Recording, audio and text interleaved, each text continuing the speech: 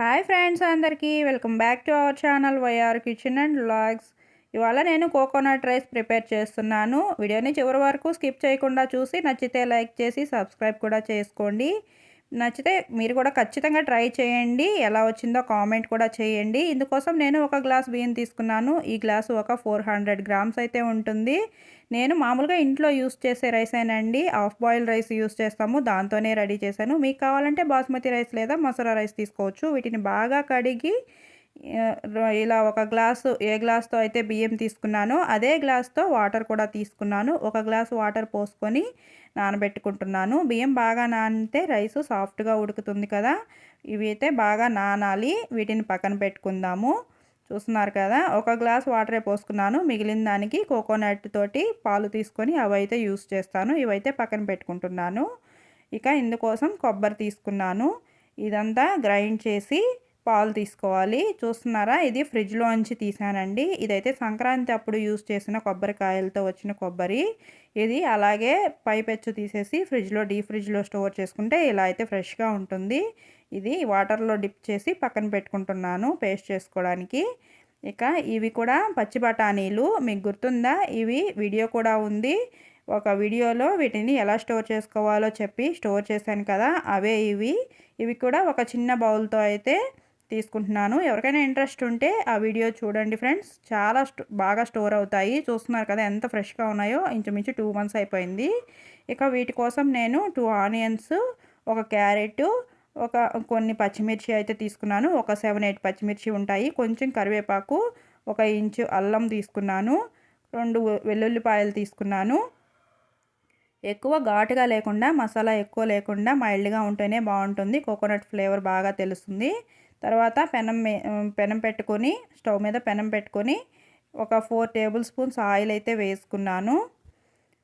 4 table spoons oil వేసుకున్న తర్వాత ఇందులోకి మసాలా దినుసులు, షాజీరా, మొగ్గలు, పువ్వులు, అనాస పువ్వు, బిర్యానీ ఆకు, ఇంకా లవంగాలు, పట్ట ఇవన్నీ తీసుకొని ఇలా ఆయిల్ కాగిన తర్వాత అందులో అయితే వేసుకుంటున్నాను.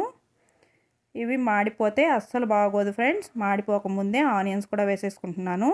టైం లేక ఆనియన్స్ కూడా మిక్సీలోనే చాప్ చేశాను. మొన్న చూపించాను కదా మిక్సీలో ఆనియన్స్ని ఎలా చాప్ చేయాలో, అలాగే చాప్ చేసుకున్నాను 2 ఆనియన్స్ని. ఎవరైనా ఇంట్రెస్ట్ ఉంటే ఒకసారి వాచ్ చేసేసేయండి. చాలా ఈజీగా ఆనియన్స్ని కట్ చేసుకోవచ్చు. నేను అప్పుడు కూడా చెప్పా కదా, టైం లేనప్పుడు బిర్యానీల కోసం కూడా ఇలాగే చేసేస్తుంటానని. ఇవాళైతే అలాగే చేశాను. అస్సలు టైం లేదు. ఇలా 2 ఆనియన్స్ని ఇలా కట్ చేసేసుకున్నాను. ఇవి వేగిన తర్వాత ఇందులో మసాలా పేస్ట్ అయితే వేసేసుకుంటున్నాను. పచ్చిమిర్చి కూడా తరుక్కొని ఇందులో వేసుకొని కొంచెం వేయించుకుంటున్నాను. ఇవి బాగా వేగిన తర్వాత ఆనియన్స్ కొంచెం బ్రౌన్గా వచ్చేలాగా వేగాలండి. ఆనియన్స్ కొంచెం బ్రౌన్గా వేగితేనే రైస్ మంచి టేస్ట్ వస్తుంది. నేను చూపించిన వెల్లుల్లి అల్లంకి అయితే ఇంత పేస్ట్ రాదు కదా. నాకు చిన్న జార్ లేదండి, పెద్ద జార్ మాత్రమే ఉంది. మిక్సీలో మెదగదు కదా అని కొంచెం కొబ్బరిని కూడా కలిపి ఇలా గ్రైండ్ చేసుకున్నాను. అందుకే అంత పేస్ట్ వచ్చింది. మీకు చిన్న జార్ ఉంటుంది కాబట్టి అల్లం వెల్లుల్లి మాత్రమే పేస్ట్ చేసుకొని కొబ్బరి మొత్తాన్ని పాలు తీసుకోండి. రైస్ చాలా టేస్టీగా ఉంటుంది. ఇలా వేసుకున్న మసాలా అంతా కొంచెం బాగా వేగే వరకు కలుపుకోవాలి. ఇలా బాగా వేగాలండి. మసాలా ఎంత వేగితే రైస్ అంత టేస్ట్గా ఉంటుంది. తర్వాత మనం తీసుకున్న క్యారెట్ ముక్కలు ఇలా చేసుకుని వేసుకుంటున్నాను. ఇలా సన్నగా తరుక్కుంటే చాలా బాగుంటాయి, త్వరగా ఉడికిపోతాయి. తర్వాత పచ్చి బఠానీ కూడా ఇందులోనే వేసేసి కాస్త వేయించుకుంటాను. ఇవన్నీ కొంచెం మగ్గేదాకా 1 నిమిషం 2 నిమిషాల పాటు వేయించుకోవాలి. తర్వాత కరివేపాకు కూడా ఇందులోనే వేసేసి వేయించుకుంటున్నాను. నేను ఇందులో పుదీనా, కొత్తిమీర వేయట్లేదండి.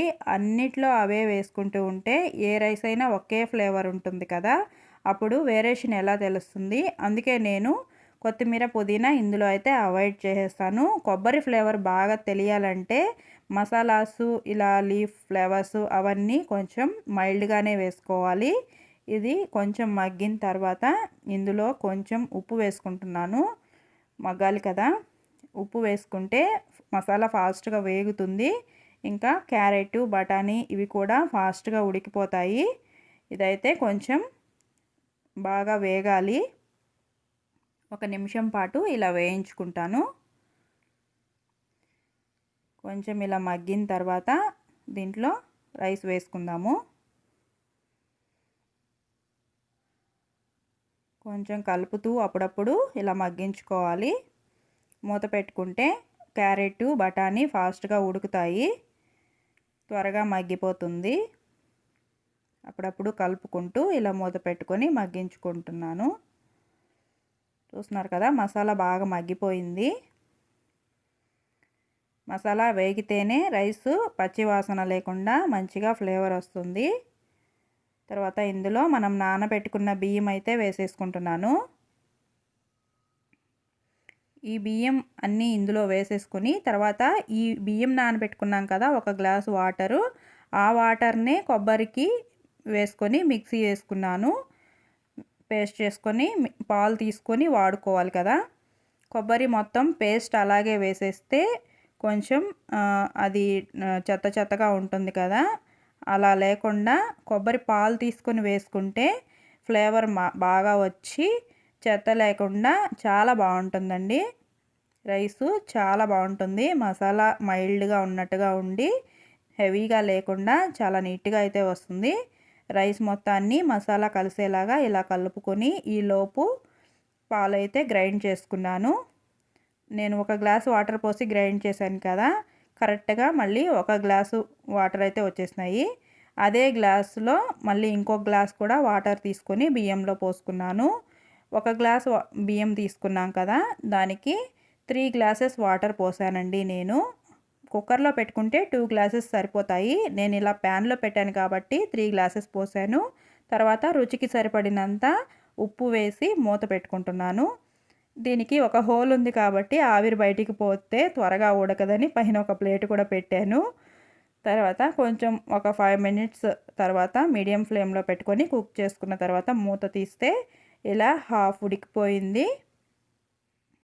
తర్వాత మళ్ళీ మూత పెట్టేసి సిమ్లో పెట్టుకొని ఫుల్గా ఉడికేలాగా ఒక 5-10 మినిట్స్ ఉడికించుకుంటే ఇలా రైస్ అయితే రెడీ అయిపోతుంది. ఫ్రెండ్స్, వీడియో చివరి వరకు చూసారు కదా, నచ్చితే లైక్ చేయండి, ఛానల్ని సబ్స్క్రైబ్ చేసుకోండి. ఖచ్చితంగా ట్రై చేయండి, చాలా బాగుంటుంది, చాలా ఈజీగా చేసుకోవచ్చు. ట్రై చేశాక ఎలా వచ్చిందో కామెంట్ చేయండి. ఫ్రెండ్స్, మరో వీడియోతో మళ్ళీ కలుద్దాం.